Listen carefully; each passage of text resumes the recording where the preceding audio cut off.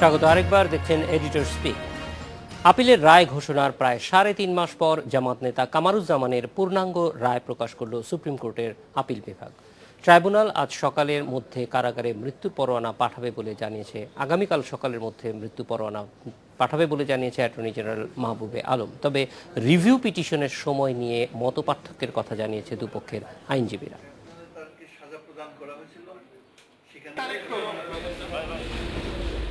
জামায়াতের সহকারী secretary general কামারুজ্জামানের ফাঁসির আদেশ বহাল রেখে গত বছর 3রা নভেম্বর সংক্ষিপ্ত রায় দেয় সুপ্রিম কোর্টের আপিল বিভাগ। 4 বিচারপতির মধ্যে একজন যাবজ্জীবনের পক্ষে মত দেন।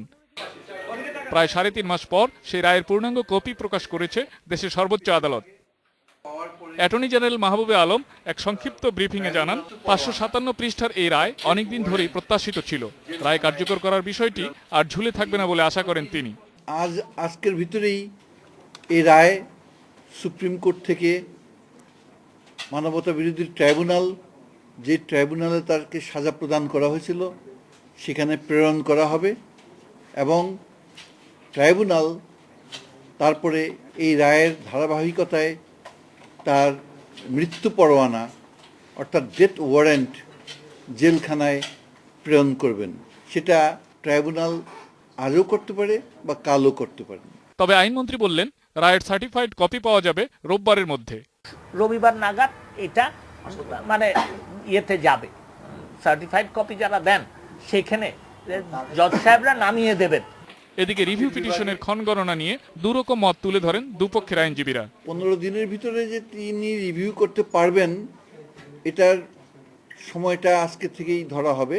এই 15 দিন অপেক্ষা রাষ্ট্রকে করতে হবে, এই কথা কিন্তু আপিল বিভাগ তার আগের রায়তে, রিভিউ রায়তে বলেন নেই।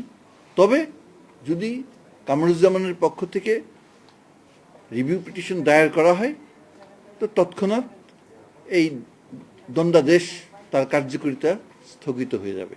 আপিল বিভাগের সর্বশেষ রায় অনুযায়ী সেই দিন থেকেই 15 দিন সময়ের লিমিটেশন গণনা শুরু হবে।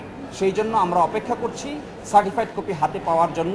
আমরা হাতে পেলেই নির্দিষ্ট সময়ের মধ্যে আমরা অবশ্যই রিভিউ পিটিশন দায়ের করব। রিভিউ পিটিশন নিষ্পত্তির পর রাষ্ট্রপতির কাছে প্রাণ ভিক্ষার বিষয়টি জানানো হবে বলে জানান তিনি। Ilias Hossain, independent news, Dhaka. এ বিষয়ে কথা বলতে আমাদের সঙ্গে যোগ দিচ্ছেন অ্যাটর্নি জেনারেল মাহবুবে আলম। বিস্তারিত জানবো তার কাছে। স্বাগত অ্যাটর্নি জেনারেল মাহবুবে আলম। প্রথমেই জানতে চাইব যে আজকে পূর্ণাঙ্গ রায় পাওয়া গেছে এবং এটা জাতির যেমন প্রত্যাশিত ছিল, আপনার কাছেও প্রত্যাশিত ছিল। এখন আসলে পরবর্তী কার্যক্রমগুলি কি হবে, পদক্ষেপগুলি কি হবে?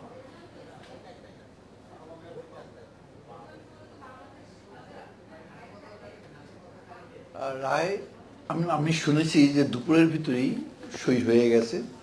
তারপরে আমি আপিল বিভাগের সেকশনগুলিতে যোগাযোগ করার চেষ্টা করেছি।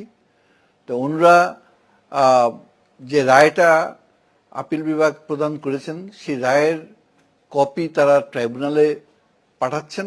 এখনও আমি খবর পেয়েছি সেটা প্রসেসে আছে এবং একটি কপি আমার অফিসেও আমি চেয়েছি, আমিও একটি কপি পাবো। তাই যদি আজকের ভিতরে ট্রাইব্যুনালে আপনার রায়টা পৌঁছে যায়, তাহলে আমার মনে হয় অন্যান্য মামলা যা ট্রাইব্যুনাল করেছেন, পাওয়ার সাথে সাথেই তারা জেলখানায় আপনার ডেথ ওয়ারেন্ট পাঠিয়েছেন। কাজে এখানে সময় 1 দিন বা 2 দিন বা 3 দিন সেটা বড় প্রশ্ন না। বড় প্রশ্ন হলো আমি একটি রায় পেয়েছি এখন, এবং এখন বাকি যে কার্যকলাপগুলো আছে, আইনগত যে পদক্ষেপগুলো আছে, সেগুলোর হয়তো আর ওই রকমভাবে বিলম্বিত হওয়ার কোনো সম্ভাবনা নাই। তারা বলবেন যে আমরা 15 দিন অপেক্ষা করে রিভিউ পিটিশন দায়ের করব। আর আমার ব্যাখ্যা হলো যে রাষ্ট্রকে 15 দিন অপেক্ষা করার দরকার হবে না, তারা অন্যান্য কার্যক্রমগুলো চালিয়ে যেতে পারবেন। ইতিমধ্যে যদি তারা রিভিউ পিটিশন দায়ের করে দেয়, তাহলে আপনার দণ্ডাদেশ আপনি আপনি স্থগিত হয়ে যাবে। কাজেই এখন সমস্ত ব্যাপারটি একটি সময়ের ব্যাপার মাত্র। এখন আপিল বিভাগ তার রিভিউ পিটিশন রায় কি বলেন সেটা আপিল বিভাগের ব্যাপার।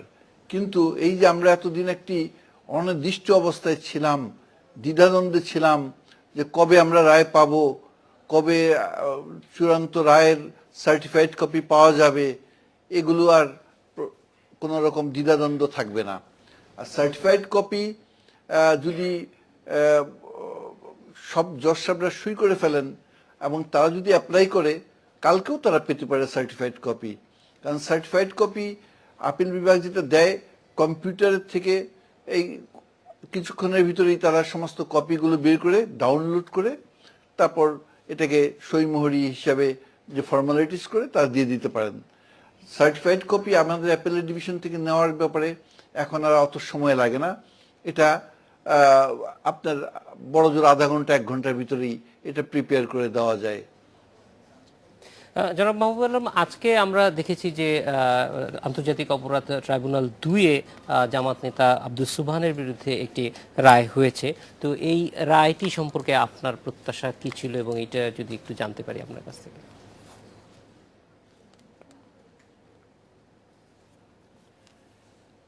এই রায়ের ব্যাপারে শুধু আমি কেন, যারা এই সাক্ষী সাবুদের কথা শুনেছে বা এই সুবহান আপনার সেই সময়ের যে জামাতের নেতা জনাব সুবহানের কর্মকাণ্ড সম্বন্ধে যারা কাগজে পড়েছে, সবাই কিন্তু এই প্রত্যাশাই করেছে যে লোক এইরকম হত্যাকাণ্ডের সাথে জড়িত, মানবতা বিরোধী অপরাধের সাথে জড়িত, তার দ্বন্দ্বটা স্বাভাবিকভাবে মৃত্যুদণ্ড হওয়া উচিত।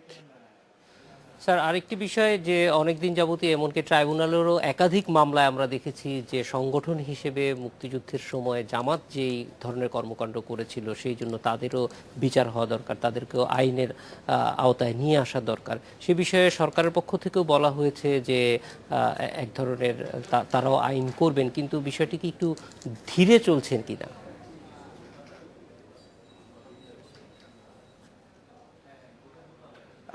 এই ব্যাপারটা আপনারা জানেন যে দরখাস্তটি মামলা যে দায়ের করা হয়েছে সেটা আমরা সবাই জানি, কিন্তু ইতিমধ্যে আমাদের মাননীয় আইনমন্ত্রী বলেছেন স্পষ্ট করে যে আমরা বিচার করতে পারি, কিন্তু আইনে তাকে কি সাজা দেওয়া যায় সেটা যদি উল্লেখ না থাকে তাহলে তো বিচার করাই অর্থহীন হয়ে যাবে।